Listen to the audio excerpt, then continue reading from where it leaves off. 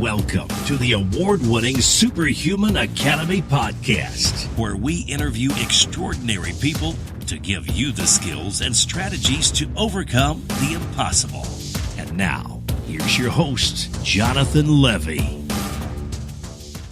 Hey, listen up and don't skip over this. Before we get started, I want to let you know that I am giving away completely free copies of my latest best-selling book, The Only Skill That Matters. This book is going to teach you how to upgrade your memory, read faster, learn more, and conquer your dreams. And it contains all new content written for 2020. Now, again, I am giving away completely free copies of this book. All you need to do is pay shipping and handling. So to pick up your free copy as a listener of this podcast, visit freelearningbook.com. That's freelearningbook.com. Hello, my little super friends, and welcome to episode number 292, which is lovingly handcrafted thanks to a wonderful review from Dan the Nutrition Man, who says, totally binge-worthy, 5 stars. Thank you for doing what you do. I recently found your podcast as I've been exploring memory training and personal development during the quarantine. I've been listening to a couple episodes every day on 2x speed during my morning dog walk and absolutely love the content with real actionable takeaways. I'll be purchasing the Super Learner course once I'm able to get back to work.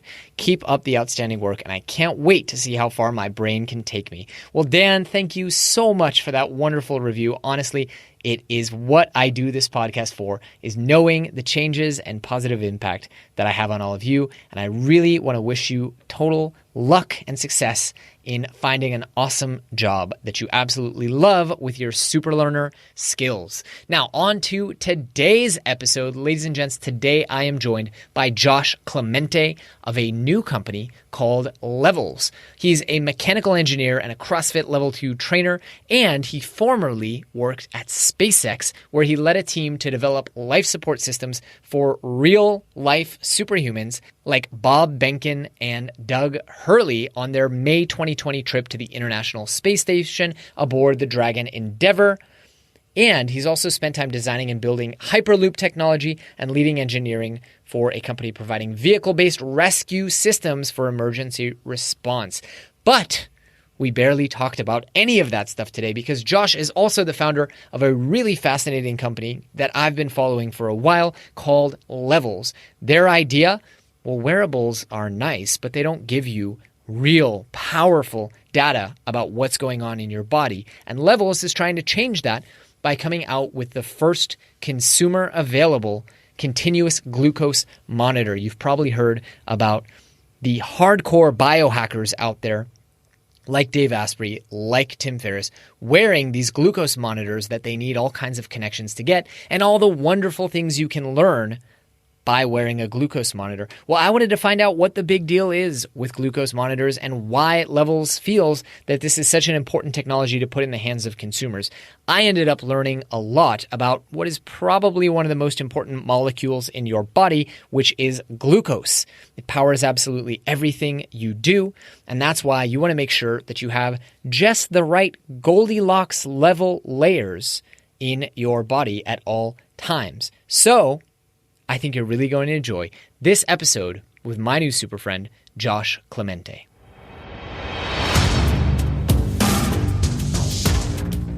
Mr. Josh Clemente, how are you, my friend? I'm fantastic. We're having excellent weather here on the Jersey Shore, and I'm very excited to chat. Likewise, I'm really excited to chat with you for a number of reasons, not least because I've been really excited to try out the product that you've been working on.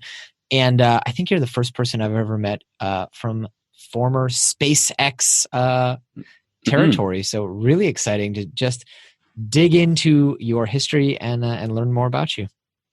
Awesome. Yeah, SpaceX was definitely a formative experience for me. I would hopefully not the pinnacle of my career, but definitely an incredible formative experience in the sense that it exposed me not only to the way that an organization of high achievers can pull off some really amazing feats, but also it was part of the founding story of Levels, which we're going to talk about here today.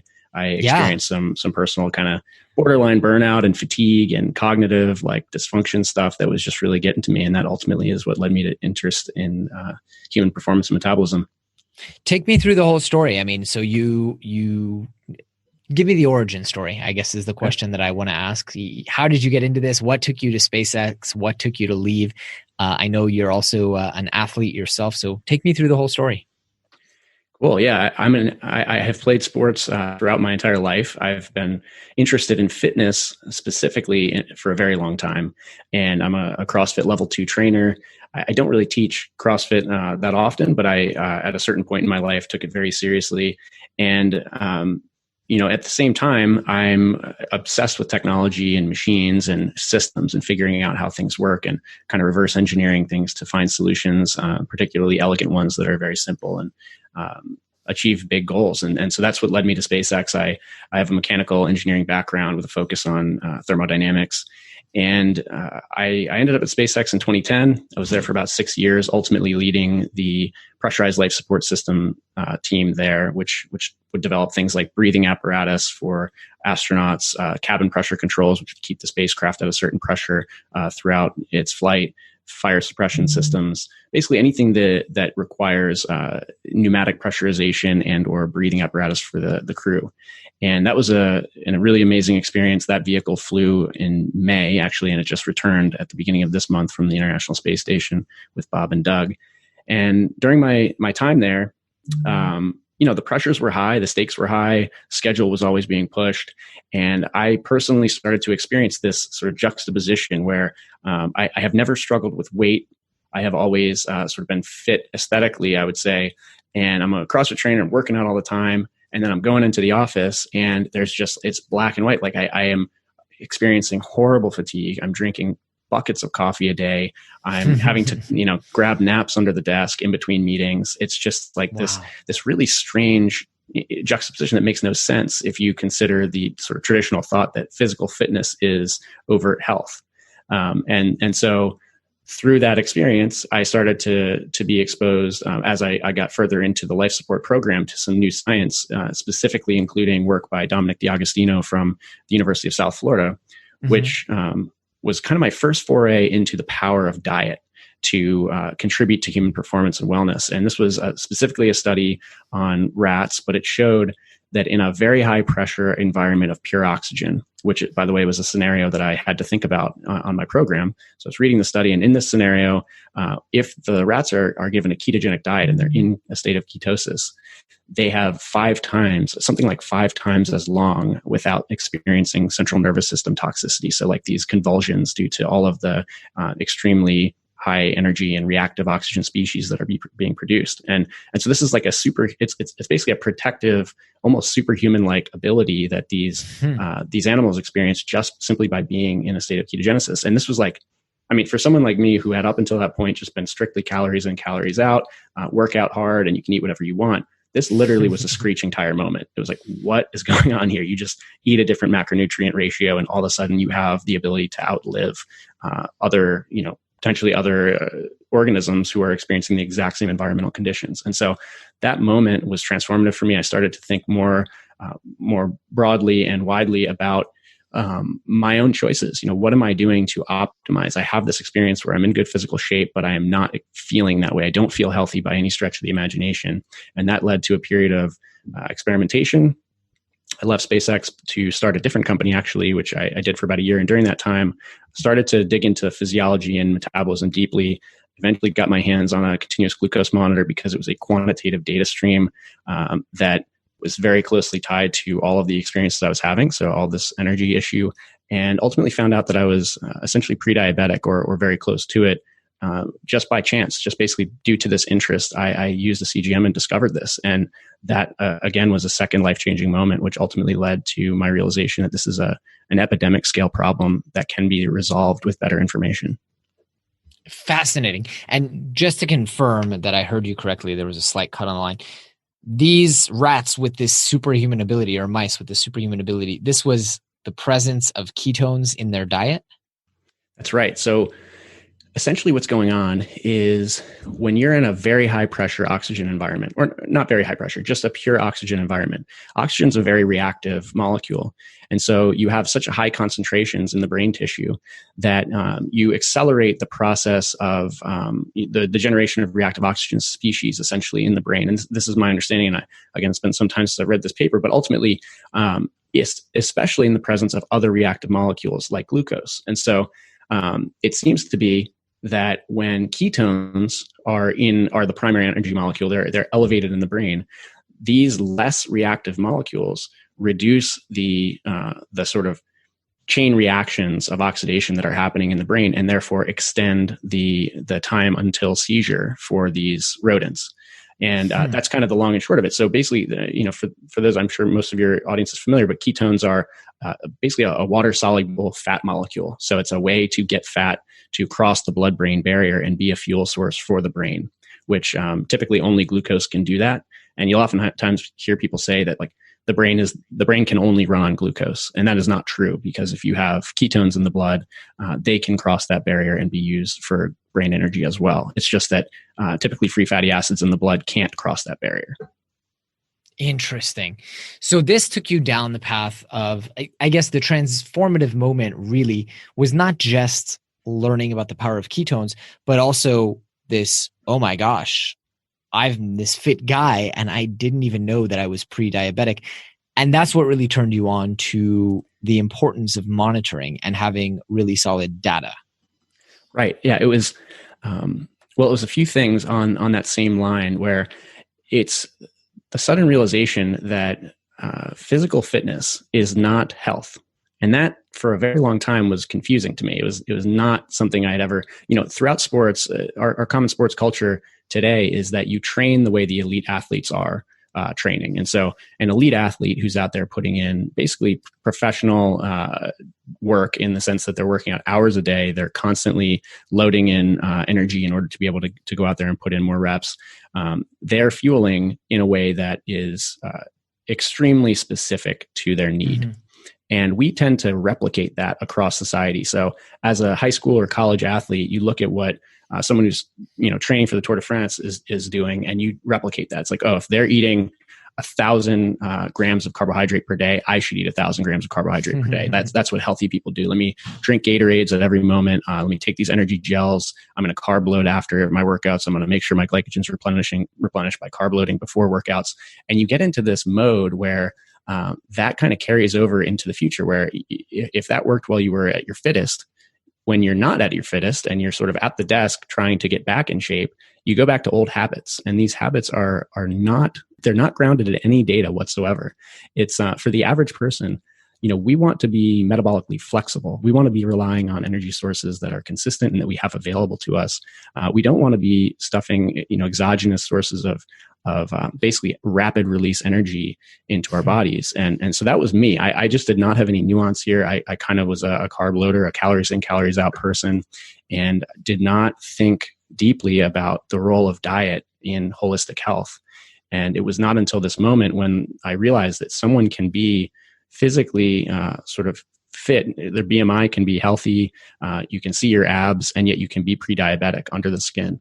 And that was another realization, just that the physical representation of health is very different person to person. So all of that coming together, and then having the thing that brought this to my attention be the continuous glucose monitor, which I had attempted to get one for about 2 years, about a year and a half, really, after I had learned about them, and several physicians had turned me down for a prescription because they just weren't familiar with the use case. I wasn't diabetic according to these blood spot tests that we all do. You go in, you get your fasting glucose checked or your A1C, and that's how they predict or project your metabolic health. And so I hadn't, broken a threshold yet. So the assumption was that I was healthy. And so it took having the full-time high-resolution information, which is tracking my blood sugar 24/7, in order for me to see all of these periods after meals in particular. My blood sugar was remaining elevated well into the pre-diabetic, sometimes diabetic state for hours. And that was really where the breakdown was happening. It wasn't in the morning when I was at the doctor's office getting a fasting glucose check. Mm-hmm. Now, I want to ask you a question, Josh, which I'm asking it, with beginner's mind. And I'm going to ask you a question that I somewhat know the answer to, but I know you know the answer much more than me. For someone listening in the audience going, you know what, I'm not a diabetic. What is the big deal with glucose? Why does glucose matter so much in my blood? Well, there's a variety of reasons. So glucose is a super powerful and important molecule. It's the primary energy source for the average modern person, right?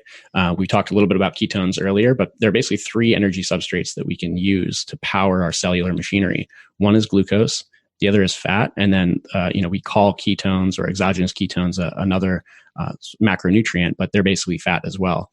And so you're basically either burning fat or burning sugar, and oftentimes both. Now, glucose is, again, it's really important that you have it. If you're too low on glucose, that's called hypoglycemia, and it is acutely dangerous. But where we in society currently are struggling is due to changes in culture, where we have a more sedentary lifestyle and an extremely high energy processed food supply. We're experiencing chronic hyperglycemia, so chronic elevations in glucose. And what that does is, because glucose is a very reactive molecule, it basically, we have what's called cellular glycation happening, where glucose binds to other proteins in the body and causes damage. When levels of glucose are too high, you cause widespread tissue damage. And this ends up over time. It doesn't have any acute sense. You don't really have symptoms associated with this. But over time, it leads to chronic illnesses like prediabetes, of course, diabetes. It's associated with cardiovascular disease, stroke, Alzheimer's, mood dysfunction, sexual health, PCOS, which is the number one cause of infertility for women. There are all of these downstream effects that are metabolic in nature and always come with glucose dysregulation.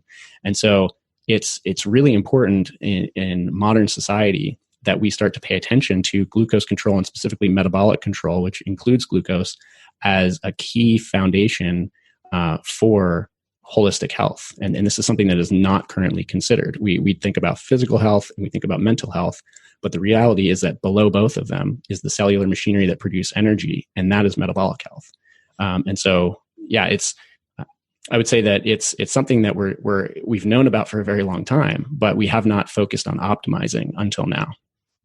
Yeah, absolutely. And I'll add to the list. I mean, there is some suspicion that also Alzheimer's is caused by excessive glucose. And yet, so many different diseases, whether it's diabetes, I mean, people lose limbs over glucose and tissue damage. And yet, the medical establishment, their answer to it is, well, let's pump you full, your body's not responding to insulin. Let's pump you full of more insulin. It's kind of like treating a punctured eardrum by just blasting louder noise, which unfortunately is the way that hearing aids do work, but it's not actually solving the problem. It's not making your ear more sensitive, and it's certainly not making your body more insulin sensitive. Yeah, that's a really good analogy. We have a state called insulin resistance that sets in. So basically, taking that example of a sedentary individual eating a very high processed, sort of energy dense, sugar dense diet, they're constantly elevating their blood sugar levels, and their bodies are releasing insulin to try and get that glucose into the cells to be burned in the cellular machinery, the cellular power plants called mitochondria.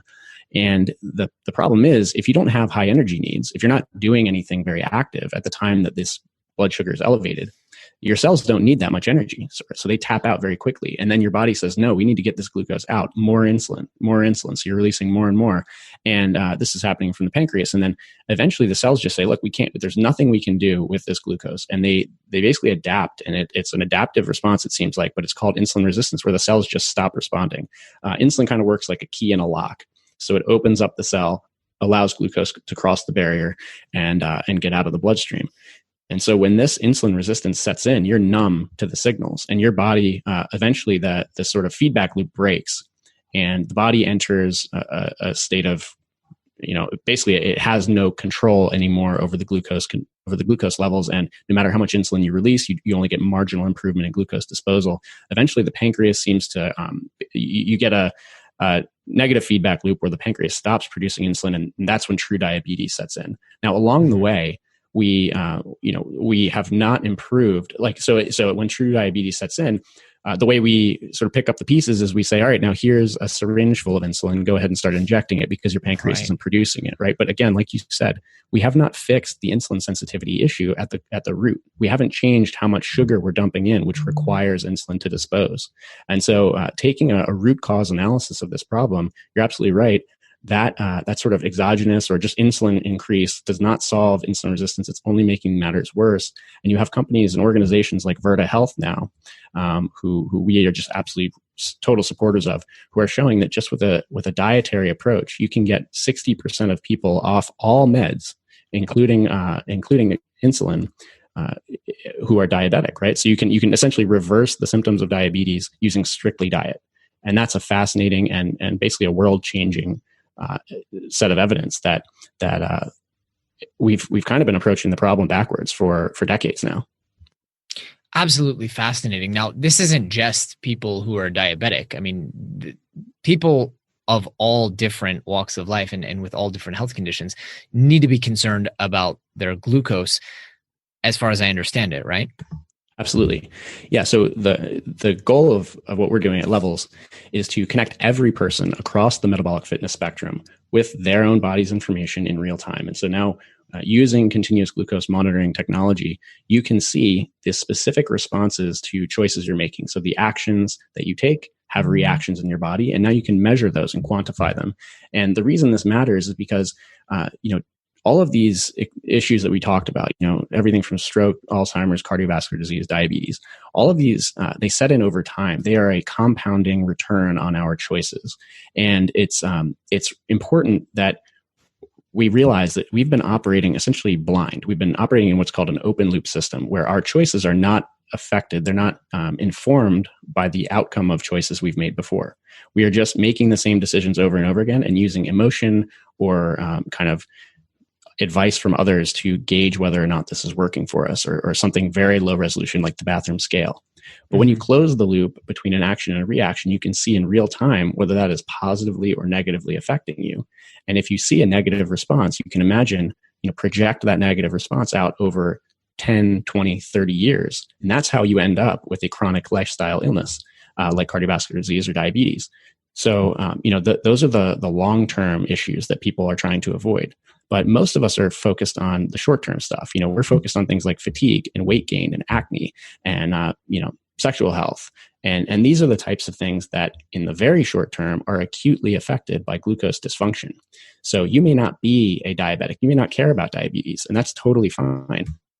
But what are we struggling with in our day-to-day? It's likely that those issues, given the state of metabolic health in this country and globally, are connected with metabolic dysregulation. So I think I touched on some of the major issues, but I personally completely changed my approach to diet and exercise as a result of having horrible fatigue that was driven by this prediabetes I knew nothing about. And I was not breaking, I was not type 2 diabetic. I was not wildly overweight. My issue was caused by this metabolic feedback loop being broken. I had a lot of energy in my blood. My body wasn't using it effectively. And that's why I was experiencing these waves of fatigue. Other people, if you're eating a high sugar diet, you're driving up insulin levels, you're constantly gaining weight. You may even be doing things that you think are ultimately healthy for you. But because of your personal sort of individuality, the way that your body metabolizes those foods, you may be experiencing hyperglycemic responses, which are going to lead to insulin elevations and then ultimately more weight gain. So there's all of these kind of broken feedback loops we have in society because we just don't have data at the moment that we need it.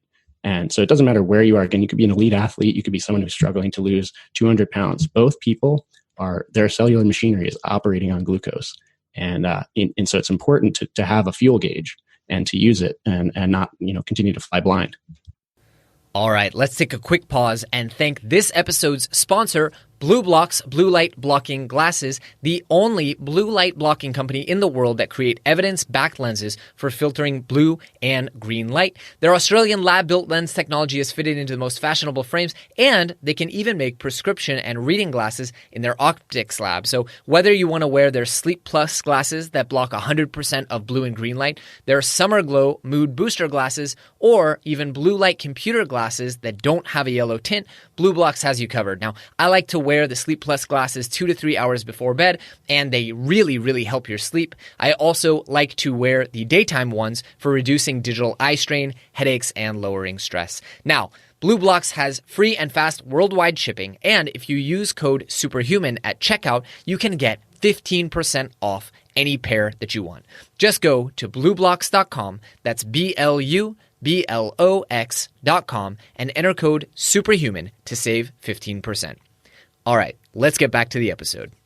Now, I've always assumed that some of this stuff, I mean, I think the genius of a lot of companies out there like Aura or Dream or Apple, really, for that matter, is that they take a lot of really complex data, such as heart rate variability, and they make it so that average non-medically trained people can interpret it.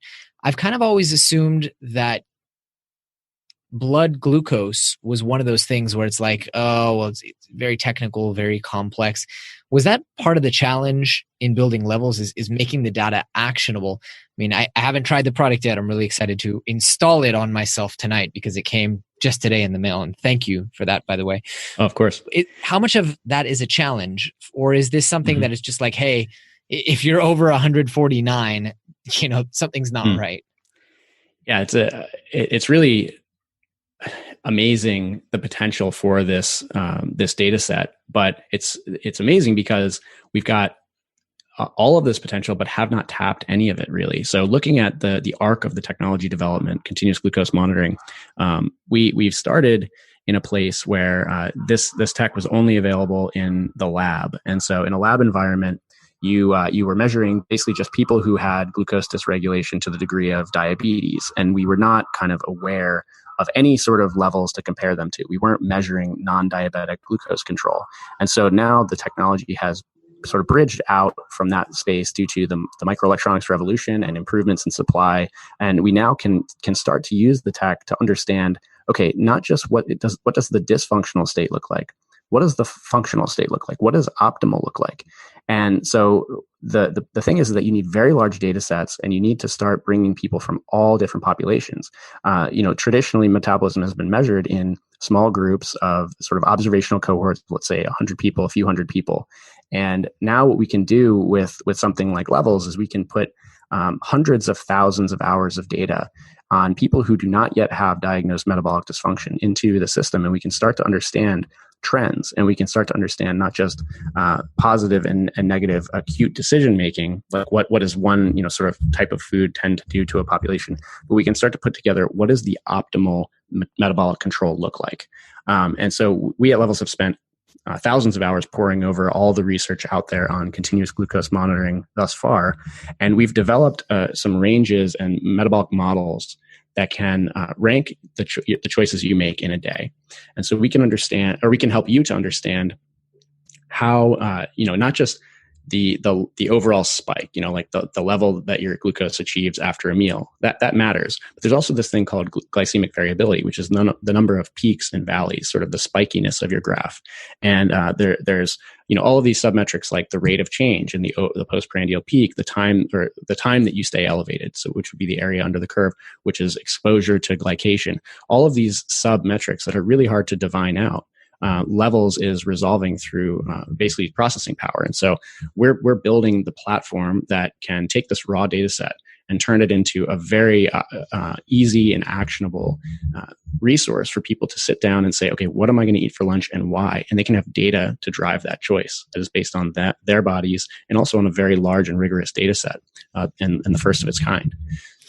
I have to imagine that that's not easy, and that one of the hardest things I've always found, and I've tested all the wearables you can possibly name, the hardest thing is actually converting that into actionable changes in people's lives. It's like, okay, great, I've got this Oura ring.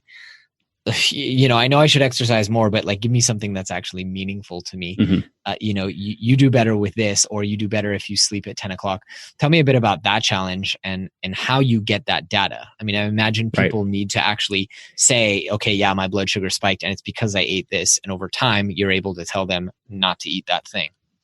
That's right. Yeah. So it's important to have a relevant data set. So, we can't just take specific anecdotes and say, okay, this is good or this is bad for you. We need continual monitoring. And over time, you try the same things repeatedly in different environments. You can start to divine out the specific vectors, the levers that you can pull on to modify your responses.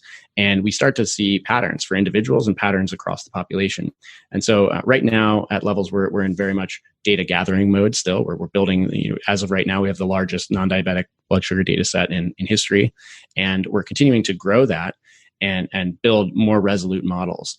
But the individual, the way that you use this system is you're monitoring your blood sugar, and you are taking sort of notes on your lifestyle. So you're measuring not just glucose, but in the context of the choices you're making, right? So you sit down for lunch, you take a quick picture, add some notes, and then you return for a score about 2 hours later. So the system is analyzing your blood sugar response to that choice. And then let's say that you sit down, you have a personal pizza or something, and then you go sit on the couch and watch a TV show. So your body will respond in a specific way to that, to the energy demands of the moment.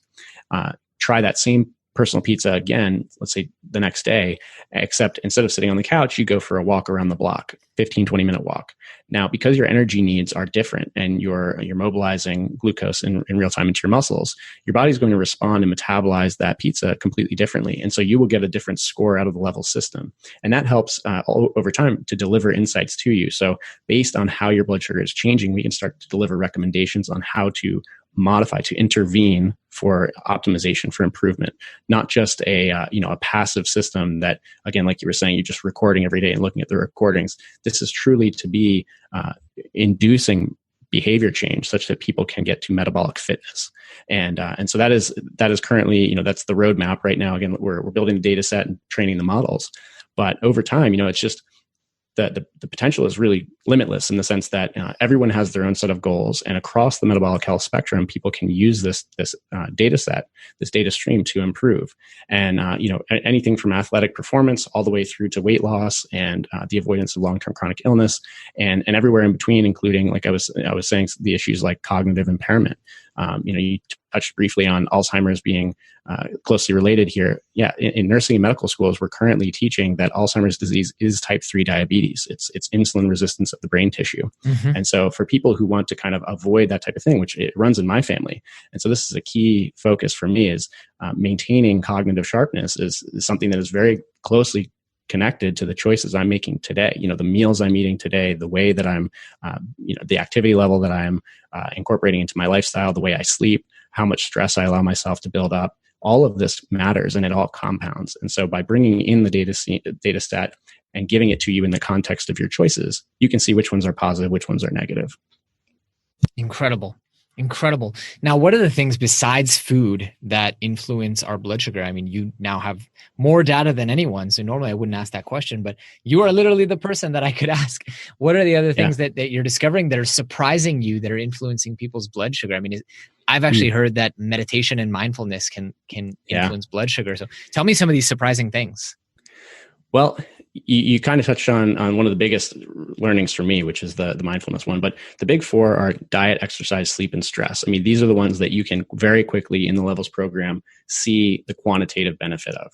So diet is obviously specifically what you choose to eat. And we don't drive a specific philosophy. We don't say everyone has to eat low carb or keto or something. It's that in fact, my co-founder, Casey Means, she's a Stanford trained medical doctor, former surgeon. She's 100% plant-based. So she's vegan. She has a very high carbohydrate diet relative to the rest of us on the team. And she is consistently in the top rank, in the top sort of rank of metabolic fitness scores in our system, like not just on the team. We're talking about overall. She has some of the best metabolic health. And so she's using data to allow herself to have a data-driven diet that is fits her philosophy, which is all plant-based, but that is extremely good for her in the long term. And then we have people who are on the other end of the spectrum, ketogenic, carnivore, and maintaining similarly high quality choices.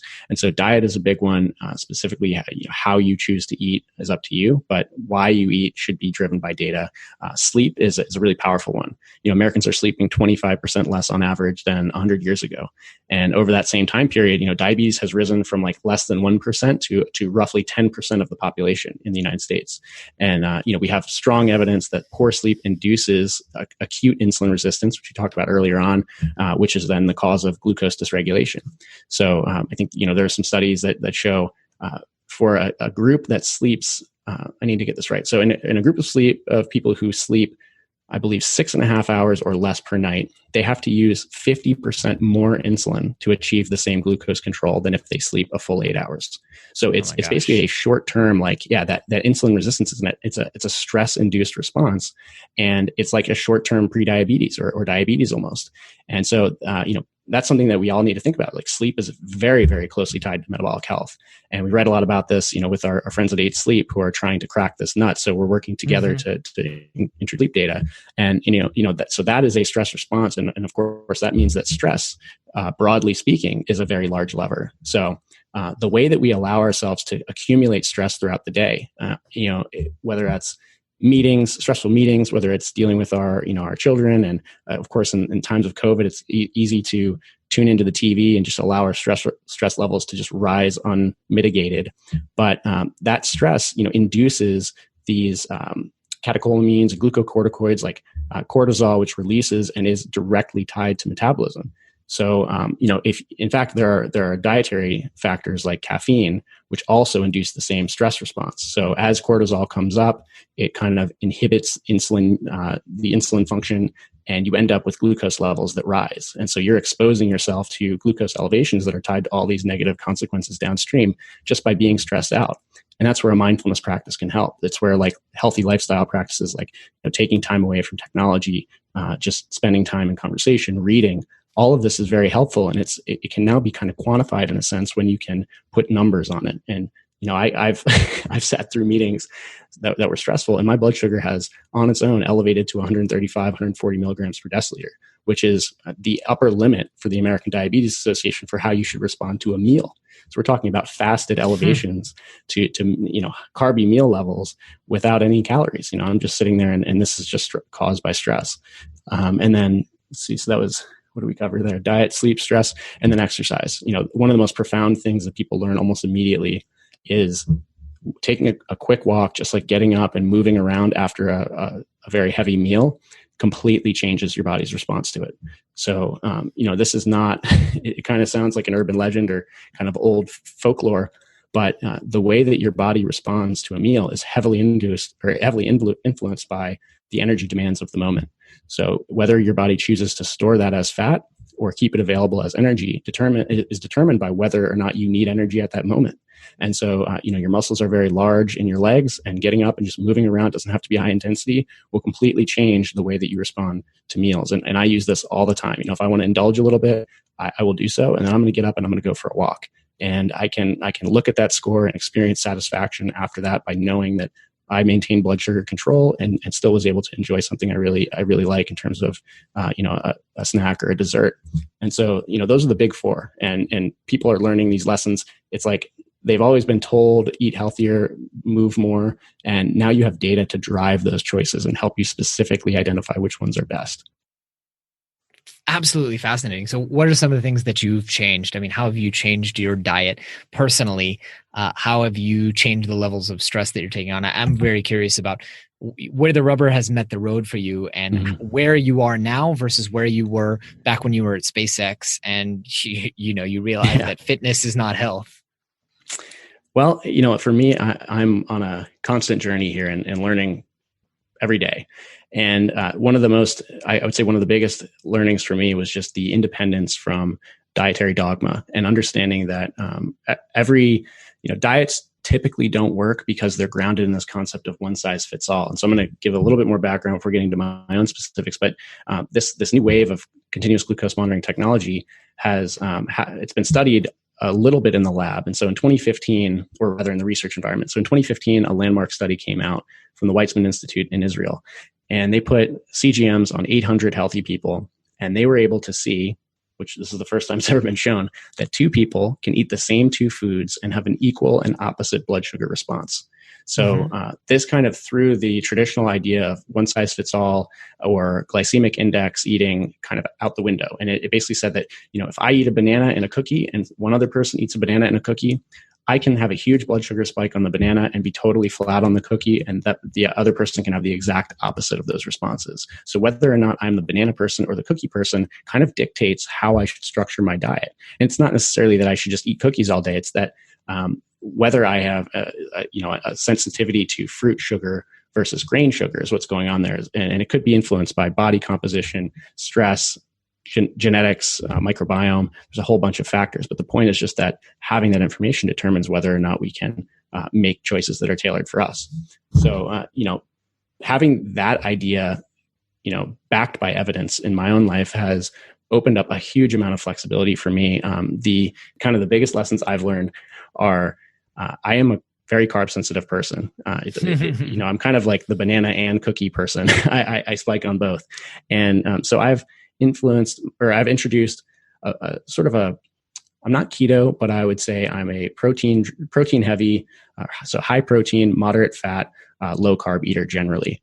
And I stick to things like, green leafy vegetables, a lot of fish and meat and avocados.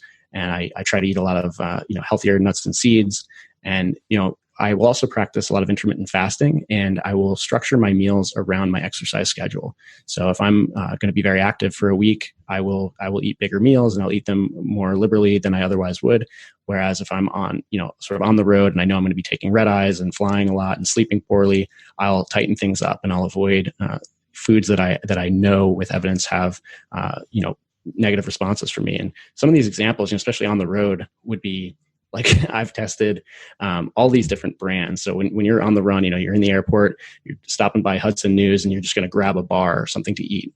I've tested every single bar, every protein bar that it sort of is on sale today. And the difference between two 0 carb bars, I'll give an example, Think Thin versus Perfect Keto, is profound. For me, the Think Thin bars cause a pre-diabetic blood sugar response, and Perfect Keto, it doesn't even look like I consumed anything. So I've now found that I can find foods that I can rely on consistently on the run for snacks or for meal replacements. And I don't have to think about it. I just know with data that this is going to treat me well, especially when I'm in a compromised state because I didn't sleep well. I've tested fast food, even though I don't encourage anyone to rely on fast food consistently. Being able to find something that you can get basically anywhere in the country is really a positive to have in your back pocket if needed. And so I had an example where I was testing McDonald's chicken nuggets versus these Bojangles chicken tenders. And, frankly, I expected that the Bojangles food would be higher quality, but it turned out that McDonald's chicken nuggets without sauce were actually a really good blood sugar control for me. And the Bojangles, for whatever reason, had this like thick breading, which was essentially a diabetic blood sugar response for me. And all this stuff, we're making choices throughout the day that we, in some cases, think are going to be more optimal than others, and could be totally backfiring because we just don't have any data. Another prime one for me, I used to consume a lot of pressed juices. So like, pressing out, the idea is that you get a lot of vitamins and minerals if you can compact a large number of servings into a single drink. And so when I was first starting this company, I was chatting with my co-founder, Sam, and we were going into an investor meeting. And I stopped on the way in at this organic pressed juice cart. And there was a drink on the menu called Health Drink. And it was just carrot, apple, and celery. There were no additives, no sugar. I watched them take the fruit and vegetables out of the basket and press them. And I drank this during the meeting to kind of demonstrate, I expect some elevation in my blood sugar. And at the end of that meeting, when I checked my glucose, my level was over 200 milligrams per deciliter, and it stayed there for over an hour. And This, by the way, is a full-blown diabetic blood sugar response. And it's right. I have rarely seen anything close to that since. And we're talking donuts, full-blown desserts, etc. And so again, this is apple, carrot, celery. And people are making choices every day. Like occasionally, you'll have someone who goes on a pressed juice diet because they think this is going to be the healthiest thing for me. And they might restrict calories to the point that they kind of starve themselves down a few pounds. But what is that doing in terms of cellular damage if your blood sugar is elevating and you have no idea? And I wouldn't advocate that anyone completely avoid, juices. It's just the question is, how are you specifically responding to those things? And this is where the data is so valuable. And I'll give one more example here, like oatmeal. So Google oatmeal and it will come up, or Google the healthiest breakfast rather. And I guarantee you oatmeal will be on the top 3 no matter what page you look at. It's heart healthy grains, right? It's the breakfast that you should go on if you have heart concerns. Well, about 75% of people who have tested oatmeal in the Levels data set have a extremely high borderline pre-diabetic or above blood sugar response to it. And that's plain cooked with water, no brown sugar, no maple syrup. It's just causing these elevations for people because in many cases, it's a fairly processed grain. It's cooked to the point of essentially very quick dissolution in the digestive system. And you get this like extreme blood sugar response, which is going to induce an insulin response, which is going to cause your blood sugar to come crashing back down. And you're going to be hungry and you're going to be shaky and you're going to be looking for something else, 2 hours later. So all of these little anecdotes stack up to basically a different direction in metabolic health long term. Having the information and course correcting on these small choices we may be making, even when we don't even like them, we just think they're healthy for us, is really powerful, and it's completely changed my approach. Fascinating. And I did what you touched perfectly on what I wanted to ask next, which is giving people a little hope. This is all reversible, right? I mean, you've talked about a study where they were able to reverse the effects of diabetes, but also, if you're insulin resistant, if you intervene, this is all reversible. Am I correct Absolutely. in saying that? Yep. There's very strong evidence across the board that the effects of insulin resistance can be improved, and even to the point where the body has kind of broken down and you are full blown diabetic. This can also be at least the strong symptoms can be reversed through diet alone, and being able to take the out of control blood sugar of type 2 diabetes and bring it into completely normal range through just diet is what companies like Virta have demonstrated. So, for me particularly, I was, again, borderline or full-blown pre-diabetic. I call myself borderline because my A1C had not yet broken the threshold that is considered diagnostic of prediabetes. But my average glucose was like 113, which is, according to the ADA, pre-diabetic. So I have, throughout the course of the last 2 years, using this technology not only as a guide, but also as accountability, I've brought my average glucose down into the low 90s. It's like 91 right now. And it's basically 91 plus or minus 10 points all day, every day. And if I choose to indulge, I see the consequences there. I see the numbers, and it reinforces my choices. It drives me stronger towards clinging to my decisions. And so that reduction for me in average glucose from 115 down to 91, it first of all is going to be very closely tied with insulin sensitivity. And so I've seen an improvement in my responses to carbohydrates, again, when I do choose to indulge, which is indicative of improvements in insulin sensitivity. And then overall, it's just reduced my exposure to the effects of the glycemic roller coaster, which induces us all this hormonal cascade downstream. So my fatigue levels much improved. I mean, coffee now after 11 a.m. is just basically an indulgence. If I choose to do it, I do so, but it's not a requirement the way it used to be. Again, I was drinking 12 cups a day minimum, and now I'm at like 1 to 2. Crap. Yeah, and so that again is indicative that things are getting back on track for me. My metabolic health, my glycemic control, by bringing it all down lower, flatter, smoother, I'm regulating my insulin responses as well. And so the things that are improving are fatigue, stress, mood. For me is a huge one. I've experienced just consistency across the board in terms of mood, where before I just had a lot of oscillations there, a lot of ups and downs that kind of matched my fatigue levels. And so all these improvements are telling me that under the skin, not only are glucose levels improving, but the key markers like insulin resistance are also improving. And so I'm going to continue taking data on this and just trying to get better with time. And I'm also starting to incorporate a lot of mitochondrial training. So like zone 2 cardio, which Peter Attia talks a lot about and Don D'Agostino talks about. But essentially just trying to train the mitochondria to metabolize fat instead of glucose. So favoring the fat stores that I have on my body. The average person, even with 10% body fat, has over 80,000 calories of energy stored as fat on their bodies. And so you only have about 2,000 calories of glucose available. So if you want to improve fitness, you want to improve endurance, you want your body to be able to tap into that.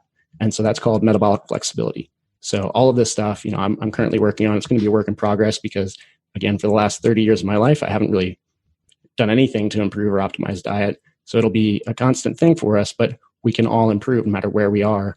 We can always point towards optimization. That is a fantastic note to begin winding down on, Josh. I want to thank you so much for coming on the show. We spent the whole time just talking about blood glucose, which is awesome because I love to geek out and get into the weeds. I do want to ask about the product levels. I understand I was very fortunate to get a copy, so thank you for that. And thank you to Tom on your team who reached out to me. But I understand there's a real heck of a wait list if people want to get in. But listeners of the show might not have to wait. Tell us more about that and when people can get their hands on it.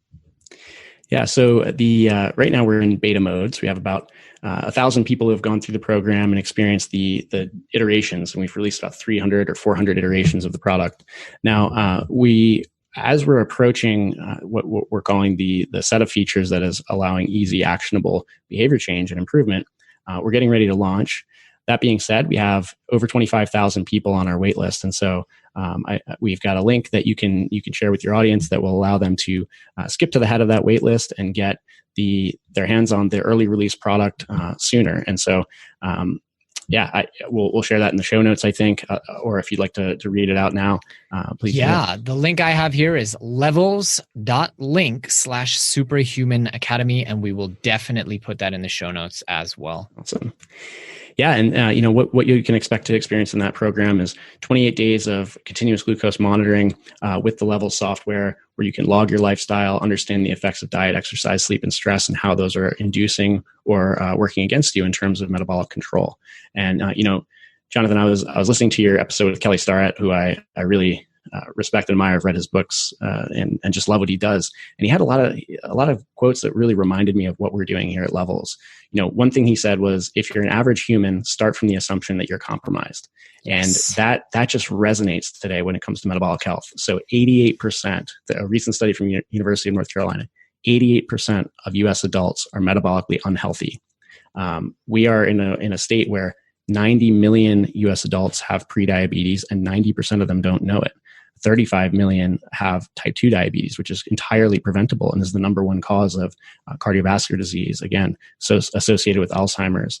All of these things are happening because we don't have a closed feedback loop. And so at Levels, we are all about behavior change through tight feedback loops. And another thing that Kelly basically said, he said a movement practice sets us up to understand what's going on in real time so that we can improve it, manage it, ameliorate it. We don't have to wait until something breaks until we realize what's going on.